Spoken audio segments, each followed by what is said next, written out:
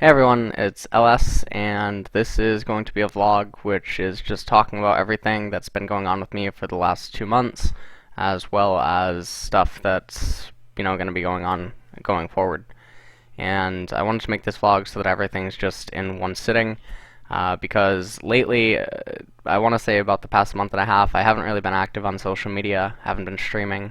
I've been for the most part unresponsive on Skype, Discord, and everything, and it's been pretty difficult to reach me for the most part, and I just want to talk about everything. So, for those that did follow what was going on, I ended up coaching a team again for the first time in an official setting, and I joined TempoStorm in May, and I was super excited to be a part of that organization, because Reynad is someone that I had known in esports, or he's someone that I knew of in esports, and when he was starting up a LoL team, I thought that would be actually really interesting, because TempoStorm's a brand that was quite big outside of League of Legends, obviously, but it was run by an owner that was also a pro player himself, and I felt like in that aspect there's a lot of relatability that can be had, with staff and management, and I felt like he would handle teams probably differently than most other orgs that I had talked to. And so when I had the option to work with them, it was basically an experience where I didn't care. I didn't really care about anything else other than actually being a part of the org and then trying to make sure that a team would go far. And there was the tryout process that we had in May. That went, that went good. And then it was tooth and nail getting Selfie to join. And then towards the end of May, Selfie ended up leaving Korea. He was staying with me for a bit. He flew out, and then he was with the team. And it was about midway through the split, I made a decision that I'm going to go back out to America, because I want to coach the team in person. And this is something that I haven't done in over 2 years at this point. My last time coaching IRL, or in real life, was with Gravity. And that, was my... I thought that was going to be the last time I would coach in person, if it wasn't going to be like a Korean team or something like that. And so when I got here in America about 3.5 weeks ago, or 22 days ago to be exact, I guess that's not 3.5, but it was jumping back into the swing of things, and at first I was really uncomfortable because I'm pretty particular with, my environment or how everything is around me. And at first, it was just jumping right back into stuff, and I wanted to make sure that we succeeded, and I wanted to be here to relate with the players, and I had a lot of close friends on the team, and it felt really good, as time went on to be a part of the environment, and I ended up having I have a lot of good memories here, and I'm really glad that I took this opportunity, and I'm grateful that it was given to me. What I want to talk about is basically throughout the split, there's a few things I realized about myself as a person, or not that I realized, but I'm going to talk about a few things in this video that no amount of money, no amount of anything could have ever taught me, without me just experiencing it. And basically I realized midway through the split, some people might remember, and I mean some people know me as being abrasive, and I'm not one that usually holds back thoughts that I say, like in regards to people, or my opinions on certain things and whatnot. And in the first few weeks of NACS, anytime we would win or something, or an opponent would lose, I would tweet an Annie image, or I would make some generic remark. And then it sort of hit me seeing the in-person reactions from some players and talking with players more and more and more, that there's just no point to doing that. It seems comedic and it's funny, right? To, tweet something about an opponent or tweet something about a win, and so and so should have played Annie, or so and so should have done this, or to say whatever on stream. But at the end of the day, I'm thinking about it from the perspective of, a team either already lost or the players are already feeling bad enough, and there's no reason to tweet something immediately. There's just no point to do it. And I just began to think to myself, this is unnecessary. Like, even if it's funny, even if like lots of people that see the tweet retweet or like it or whatever, they think it's funny, I think that there's times and places to insert stuff like that, and some people might think that it's just needling, for fun or for jokes or banter or whatever, but I don't know. I began to think that it didn't feel the same as it once did, and so I stopped doing that, and I stopped being active on social media because I wanted to focus, primarily on everything that I had to do here. So I didn't stream. I didn't play LOL nearly as much as I normally would, and I wasn't really focusing on anything else. And there was a lot of things that came up inside of coaching that I know that if I went back 2 years or 1 year, I would have handled it differently, in a bad sense. Like, I probably wouldn't have reacted the same way. I wouldn't have tried to approach things a different way, and it caused me to basically take a step back and reflect and be like, I would respond like this, but my coaches before me probably wouldn't. And I just would try to think about how would they react, or how would they approach this scenario. And it was really, really difficult in some cases, because you have to understand there are so many different personalities and cultures inside the TempoStorm house. And not that that's a bad thing or anything, it's just, it's weird from so many different angles on how you're approaching it. We have, Koreans, we have Europeans, we have North Americans, and then we have, like, me being there, which, I mean, I'm an American, right, but I've lived, the most important years of my life came from Korea, and I have, the Korean mindset on a lot of stuff and whatnot. And it was really interesting, and it was very diverse, and it was really fun to learn and then grow. And then all teams have roller coasters that they go on, up and down, sometimes, behind the scenes. And this is the stuff that people obviously can't know about, or there's no way for them to see it unless, like, you have teams that have the recorded cameras going on while the teams are practicing or scrimming. And that was a lot of fun to grow and learn and understand. And going into the match, the thing I was really happy about was it felt like everyone came together as a unit.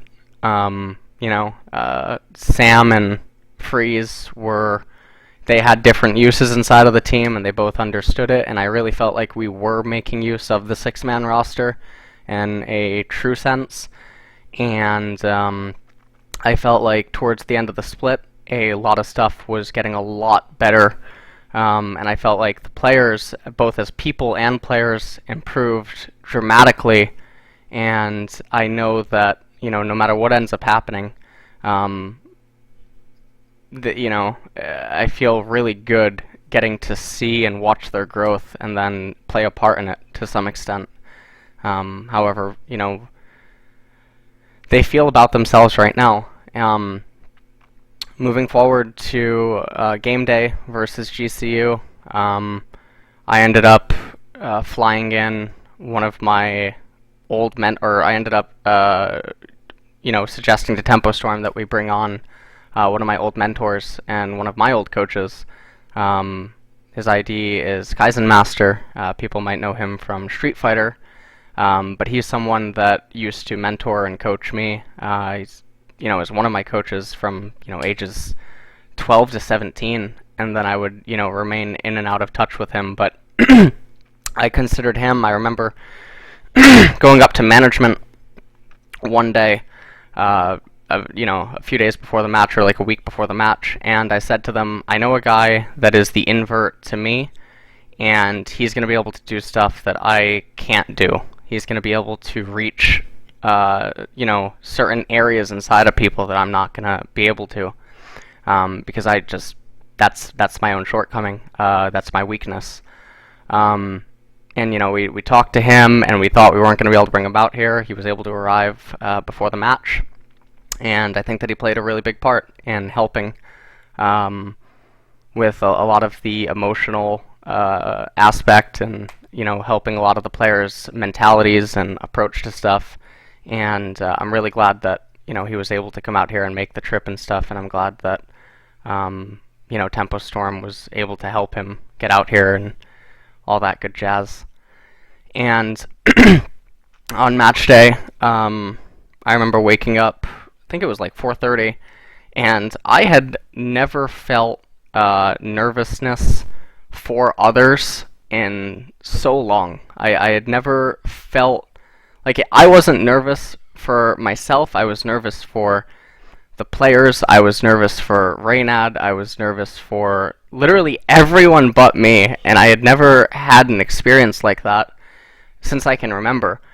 And I spent hours upon hours until the shuttle arrived, going over weird, pick bands in my head, going over, certain ways to say things, certain things that we would do to warm up, because we were going to arrive at Riot about 6 hours early, to adjust to, the desks and the settings and all of that, because we don't play on the main stage. We play in the back green rooms. And, I had some wonky things that didn't end up coming out. We decided against them as a team. And that was all, fine and dandy. And the shuttle arrived, and we, went to Riot and stuff. And Kaizen was talking with some of the players on the way there, and I was just continuing to refine and go over everything in my head. And I was talking to some friends back in Korea and some friends in China and whatnot.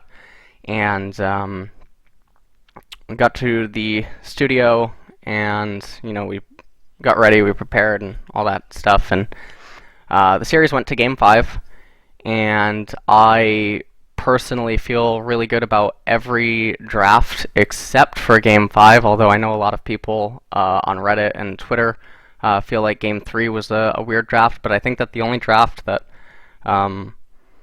was bad was Game 5, and there was a few things that contributed to that. One, it was an oversight for them having COG. Because Sam was in, we opted for Callista Caitlyn getting banned. And Sam has the luxury of playing some other champions that Freeze isn't as comfortable on, and then Freeze can play other champions that Sam's not comfortable on. But then people have to understand that Freeze and Sam, or Reven, provide different stuff to the team. And this wasn't, anything like weird going on. And I remember, in between every game, the emotions were like constantly, like a roller coaster. And my heart like broke for them, because I know, I can't imagine what they're feeling. And I just wanted to literally absorb whatever they were feeling, because I feel like, I grew up expecting disappointment. I grew up expecting things to go bad. I grew up expecting, the worst in things. I was always pessimistic. And going into Game 5, we can consider that, yes, the draft is lost. And one thing that was really random, and it's really good on Loco for doing it, is they targeted Taric in Game 5, and that was the game where we were going to use him, because our two support picks that we were going to use that day, one of them people saw, was Vigar, and then we were going to use Tariq. And I think that the way that we drafted Game 5 wasn't ideal, but it's not why we lost. We lost because of other reasons, mostly on a macro level. In the mid game, I feel like we really dropped the ball in the mid game. And I remember being backstage and seeing the stuff go on, and I remember seeing, how the game was unfolding. And when I realized that the enemy team was really far ahead, it was around the time of the second Infernal Dragon, I began to get really nervous again for the players, but I remember feeling terrible for Reynad, because it's just, he showed up for the matches, he showed up for a team dinner, he was always accessible whenever you needed him. He was always just there, and I've done freelance for teams. I've coached on teams in the past. It was never an owner that I personally saw like him. He always made time to talk, whether he was out of the country or he had a dream hack or he had something going on. He always made time for either the players or me or whatever.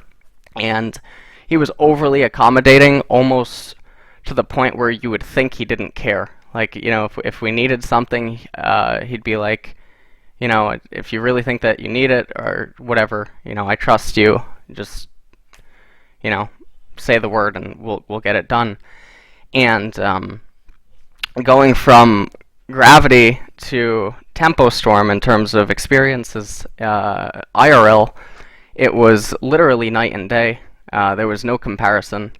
The way that they accommodated to me and, almost all of my requests, and the way that they took care of just so many things, it's just sort of surreal, because I've been in on freelances for teams, and I've seen people argue over things that shouldn't be argued about, and I've seen things go unnoticed and no attention be given, and it was just really weird. And so in Game 5, backstage, when I really began to realize that it was over and that we had lost, all I was thinking about is, I hope that they're okay. I hope that the players are going to be okay. And I had never felt so fucking sorry for someone as I did Reynad.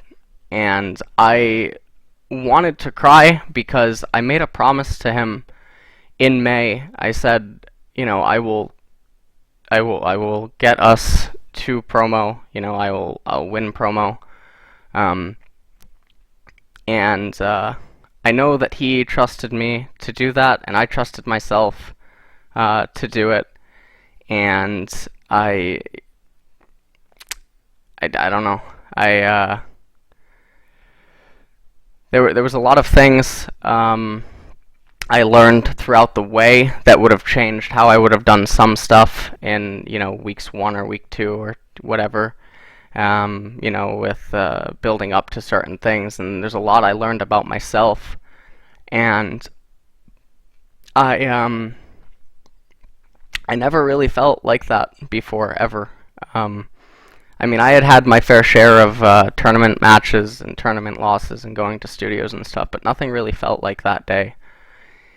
And I remember that it seemed like our stream had a delay, and there was a huge rupture of noise from one of the other green rooms, and I'm assuming that our stream had a delay from the room that we were in, and I knew that it wasn't our team, but I just looked at Reynad, and he looked at me, and I can't really imagine, I can't describe his face, but it was like he knew it was over, or that's how I felt.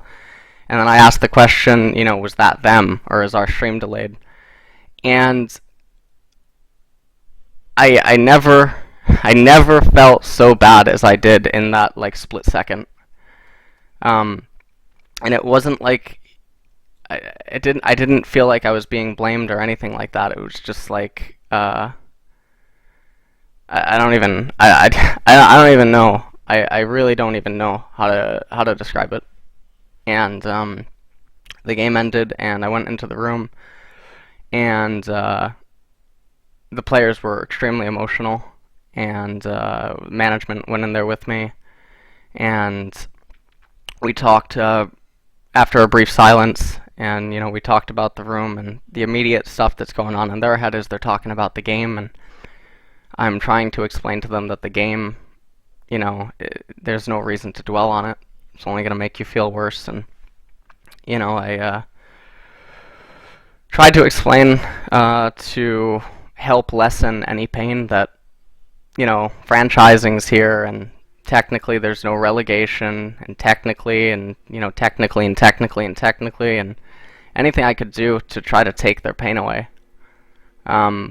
I can deal with that pain. I can deal with that nervousness. I can deal with all of that. I mean, I was literally born from it in StarCraft 1, getting flamed and berated and everything, and it just, I don't know. If I could just have literally taken everything and just had it on myself, I would have. And I remember, I just remember everyone's face.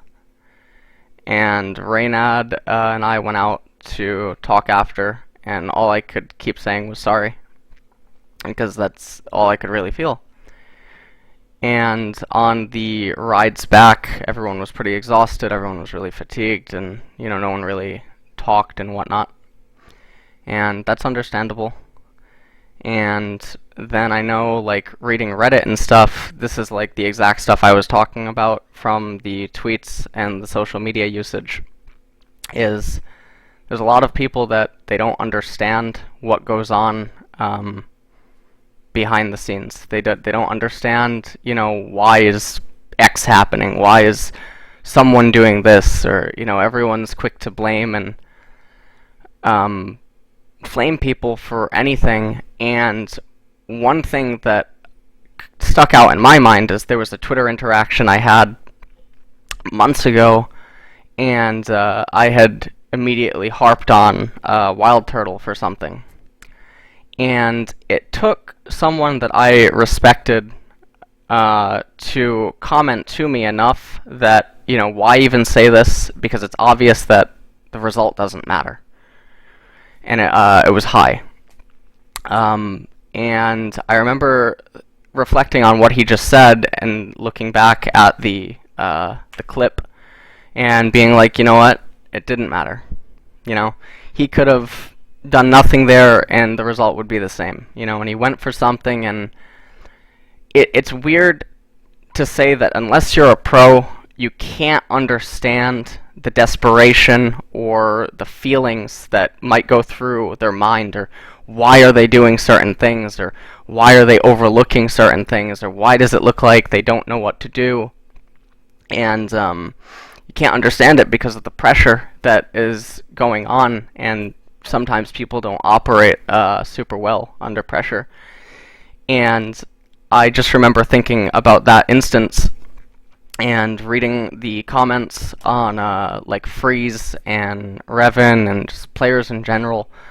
It just feels really bad because people don't understand, and I know that I can accept that people don't understand, and you can't blame them for not understanding because there are no videos, nothing's a glass house. But the players are, well, almost all of the players are younger than me, and they're not used to that. And pro players do read Reddit, and there's going to be some people that are like, oh, the comments should make them feel bad, and it's just like, no, just why? Just why? And I think that's the biggest thing that I started to realize through this split is just why. Like it's fun to do things for like entertainment purposes if you're streaming, or You want to do stuff like that, and there's literally no harm that can be done, but there's no reason to do stuff so soon, so direct, so intentional. And to give some perspective to some stuff, like, I mean, people were, criticizing just so many random aspects of just everything, and it's like, it's so frustrating to not just be able to give everyone like a way to know, like what's going on. And people that are so result based, that's like literally the most insane and sickening thing in the entire world. For instance, Game 5, a lot of people are probably wondering, like, why didn't Freeze play? Or why did Reven play? And truth be it, is even if the 4 players, like, requested Reven, I was still going, I still had the intent to play Freeze in Game 5, and that was something that was discussed for days leading up to the match. We said no matter what, at match point, Freeze will be the one to play. If it's 2-2, Freeze will be the one. But in Game 4, Freeze looked at me, and it was in the back room, and he said to me, have Sam play Game 5. And I was sort of perplexed, because Freeze is a super competitive person. He's a really great person, and he's a phenomenal player. He really is. And I saw how he worked this split, and he wasn't even going to be with us this split, as weird as it was. The tryout process happened, and Reven actually, like, the tryout process is not just, LS says all, or, whatever ended up happening. That was not how it was orchestrated.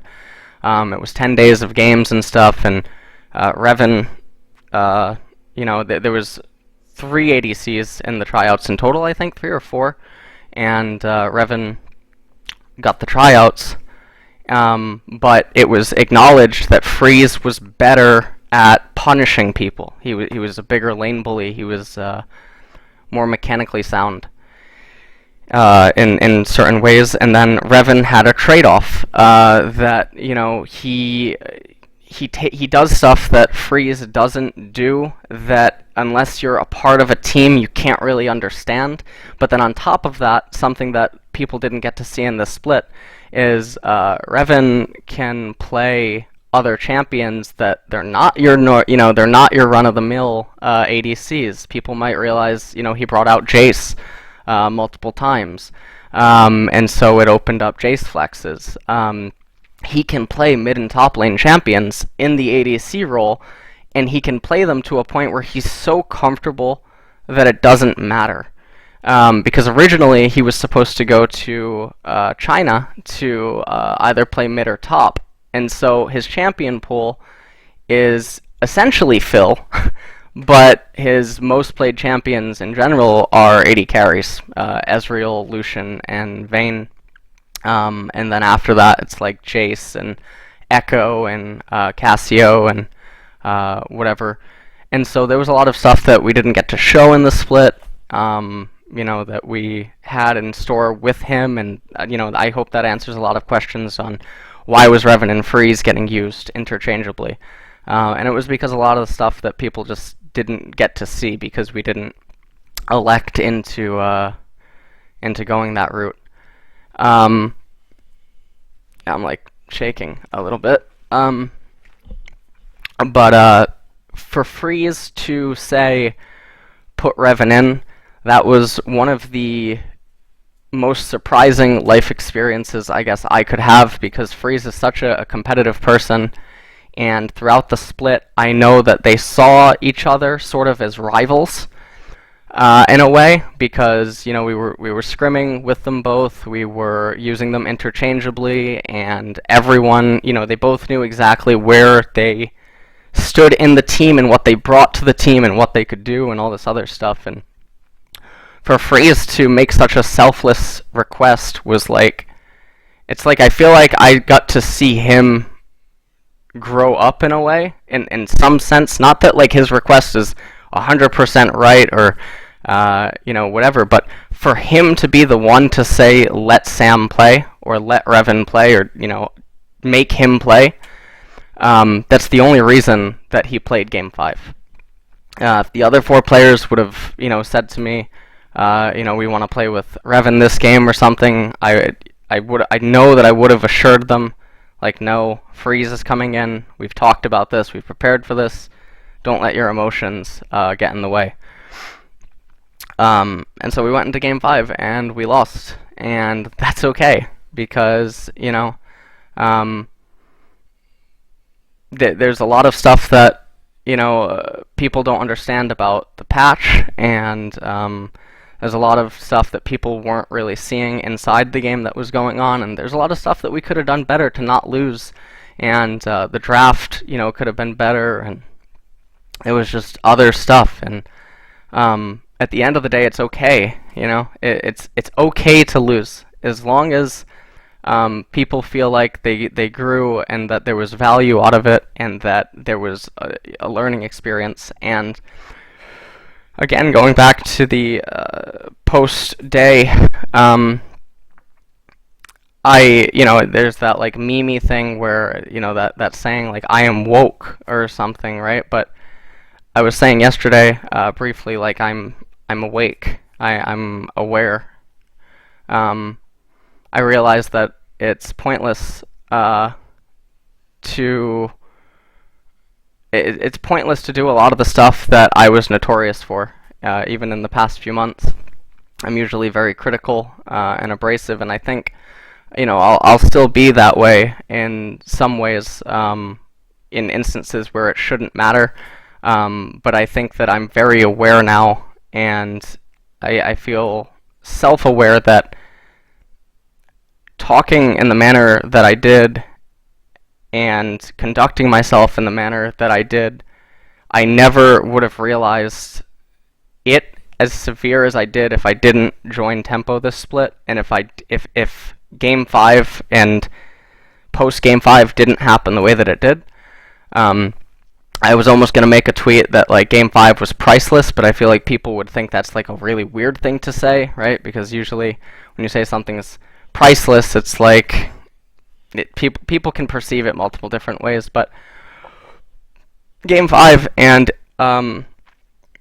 yesterday, it's a day I'm not going to forget, and I think it's a day that I'm glad it happened in my career, and I'm glad that I got so much out of it that I never could have paid for. I never could have gotten the understanding of myself and the things that I need to work on and the things that I need to do, and seeing Kaizen interact with the players and seeing, me be able to go against myself or go against my my like habitual almost decisions that I would want to make. That was really eye-opening for me, and so in that way I feel good. I feel like Selfie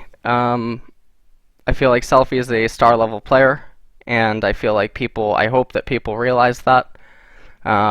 Some people probably in the comments are like lol Zed or whatever game, but he's a phenomenal player, and I'm glad that I got to work with him again, and I'm thankful that he chose to come to Tempo, and I hope that he is not affected by all the comments or whatever. I'm not really following social media that much, and I only saw the thread like 2 or 3 times.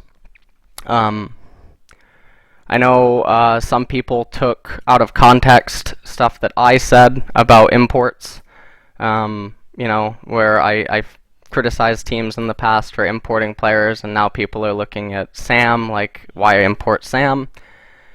And it's so frustrating because this is like where people just don't understand like what I mean by that. I mean, when I'm making that comment, I'm not talking about Huni or Rainover or Piglet or any of the super top tier imports. I'm talking about an LCS team not researching and seeing that a player was D4. I'm talking about an LCS team picking up someone that bought a challenger account, but he's really D5. I'm talking about, people scouting these players that are mid-low diamond, but they camp an ID that they never play on, and they say that they're that ID, and I'm like, where is this coming from? Or, I remember in December. So here's a little treat for you guys.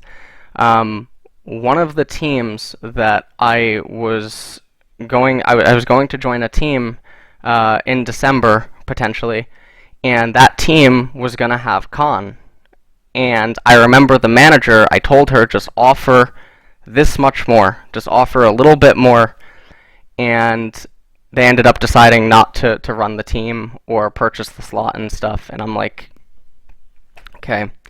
So I remember telling a few LCS teams, a few CS teams, look, get con, just get con. You need to get con. I'm telling you that the way this guy moves, the way he does stuff, you just pick him up. And no one listened. And there's something. This sounds weird. I remember talking about it at Riot at Worlds. I think with one of the casters, they asked me, what do you mean when you say someone has better mechanics than another player, right? Because shouldn't that be able to be defined by these stats, right? And in a certain way, like CS at 10, DPM, and experience at X amount, and jungle proximity, how much do they use their jungler, etc. And I tried to say that matters, but there's something there when you watch the player and how they move their champion, how they control it, how they react in certain situations and stuff. And that's what I meant about Khan, is that you can visibly see like how he is, and you can visibly see like what's going on. And imports are an interesting thing, and as long as they're worthy, as long as there's not something horrifically wrong with the import, I've never had an issue, but there were a lot of imports that were just out there. And I'm not talking about just major regions, NA and EU. I'm talking about even like China importing some people, for LSPL teams or people they had as subs. I'm talking about, South America regions, picking or looking at certain Koreans, or I would get messages from certain people about certain Koreans, and I'm like, who is telling you, in a way, And the other asinine thing is, like, to judge people off of a few games, I think is so weird, and it's something that happens so often in this community. I feel like in order to really know if someone, how someone is, you need to see them in different environments, in a way. You need to see how do they do on different champions, how do they deal with different types of teammate styles, what is their style, how do they perform outside of their style, how quick can they adapt, how do they talk, where do they get their edges, what happens, how do they play from behind. Like, you need so many games to really like judge people. And that's why when, people will talk about LCS players that they don't have like the largest sample sizes, or they don't have the most time inside of a new environment or something, it's really weird to like judge them, and it doesn't make sense. Some people might remember I talked about a top laner.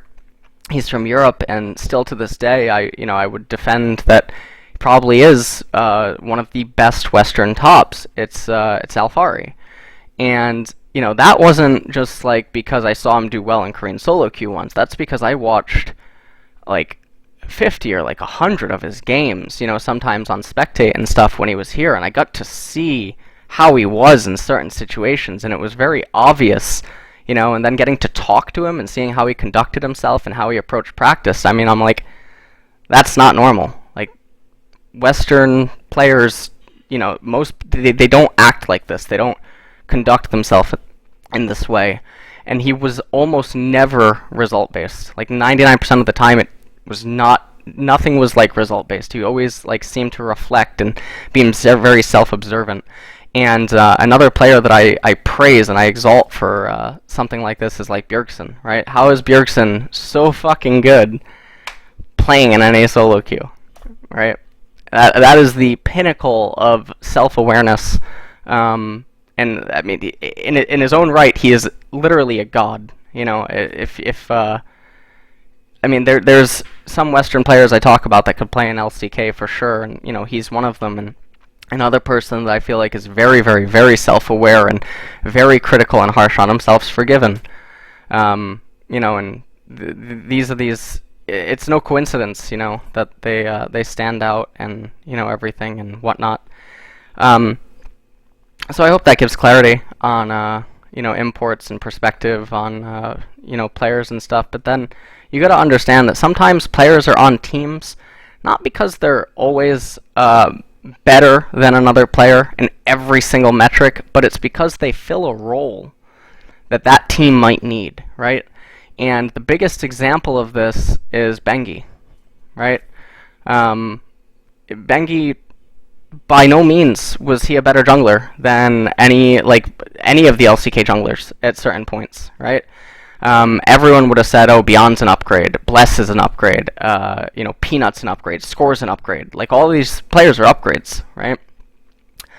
And yet, for some reason, Bengi just fit in. He did something that the team needed, and he was able to fill that role, even if in other situations, Peanut or Score or Beyond or someone, they could do what Bengi might not be able to pull off. And that's okay. You know, I remember talking about in Season 5 that one of the main reasons Wolf on SKT, at least back then it was talked about, is Wolf was like the anti-tilt. You know, like the end of the game honor screen right now in League, like tilt-proof or stayed cool or whatever it was. That was Wolf. He apparently kept the energy levels super high, and he was like a big cheerleader, and yeah, you might have been able to get a better support at the time.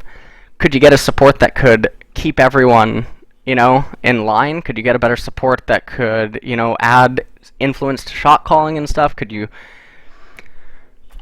No, maybe not, you know? And people, you can't see this when you watch the game, but it doesn't mean it's not happening. You know, you're not listening to the comms, you don't hear what's going on. It's really unfair to criticize players so harshly over not enough info or not be objective when criticizing them. Yeah. So anyways, going forward, I am still in America for a while. Probably going to stream a bit. Don't have any updates on what is going on. You know, I love TempoStorm as an org. I mean, with franchising and all that good jazz, I mean, I'm just the coach, so I'm not part of any of that good stuff. But well, I mean, there's no update as of yet. It's 5:30 a.m. on July 22nd, so I don't know. I think that if you know, Tempo doesn't work out, I don't think I'll coach again another team. You know, like if something happens with franchising or whatever, and I don't know, right? If I don't think I will do this again. And that's mostly because, you know, originally I became a caster because I wanted to educate people. I wanted to be able to talk about the game. I wanted to be able to talk about the art, you know, that was going on. I wanted to be able to express that, and, you know, I talked about this multiple times in interviews and stuff. I've talked about it on Twitter. Is ever since that day with TOT Testy and TOT Midian, you know, not wanting to help people, I've always wanted to help, even if sometimes maybe I go about it the wrong way, like in an asshole-ish behavior or something. So, but with being a part of a team, I'm really particular, and I don't think I've never been a part of a team like this in terms of environment and in terms of just everything. And I think this is really rare, and I'm doubtful that there would be another management, an ownership that would conduct itself this way, that doesn't already have like really solid foundation and everything like that. So I don't think I'll coach a team again, if that ends up being the case. So I'll still just do my stream, my online coaching, my YouTube stuff. Maybe I'll start up, something I've been wanting to do for a while. I feel like League of Legends is missing a Day 9 daily, and that's something I've wanted to start up for a while. Although maybe Day 9, I don't know. I love Day 9. But I feel like something like that's missing, and that's something I've wanted to start up for a while. But ultimately, this whole past week, it gave me a lot of perspective on life, and I might take a short break. I've never had a vacation in years, and I've always talked about I can't have it. My analytics die. My streams, my income and stuff, and right now I'm very comfortable, the most I've been in my life, and I'm someone that I do just want to keep being a machine. I just want to keep being a workhorse.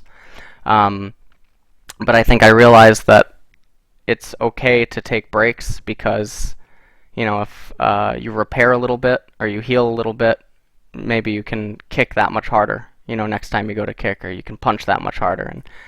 And that's something I think actually Koreans culturally lack in a way. They're really good because they never stop. But what would happen if they would stop and repair and all this other stuff? And I think that's one of the things that the West can have over them in a lot of ways. Anyways, probably make another vlog maybe in a few weeks or something. I know this one was really long. Thanks if you stuck through it, and I hope that it gives clarity on everything. Don't know really what else to talk about or what else to say. I know that I've talked a lot in the past, multiple times, and every single time I say it, I do mean it, that there's things about LS I don't like, and I am trying to change them. And I think that if there's any way to describe that day, it would be traumatic, in the sense that trauma can change people. But I think this split helped me as a person, and I hope people realize like that the players are all good, and they all have their own value.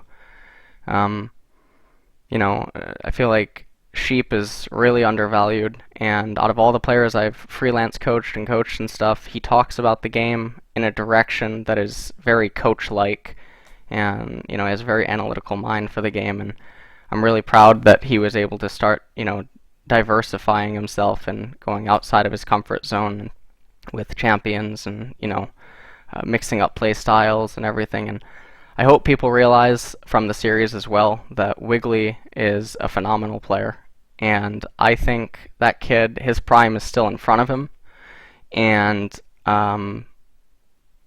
he's a great player. He really is. He really is, and he belongs in LCS. And in fact, I said this before, that maybe if he didn't get selected from the tryouts, maybe he already would have been in LCS, because one of the other players ended up in LCS, and maybe Wiggly just ends up there. And he's a really good player, and he works hard, he tries hard. Selfie is a star level player, and I gotta say that I know Reddit has this like perception of him, from bouncing around teams, and one, he's misunderstood, like in a way. Two, he was the most optimistic for the first few weeks, I feel, in the team, and he tried. He was helping everyone. He was the player that would VOD review with other players and talk with other players and help them out and stuff. So that's nonsense. Freeze is a world-class, Western ADC. Quas is a phenomenal player with a bag of tricks that you don't quite see out of other top laners. Diego Ruiz never played a fair lane or lost one. You know, Swain Alawi, uh, Swain Alawi, and I don't know.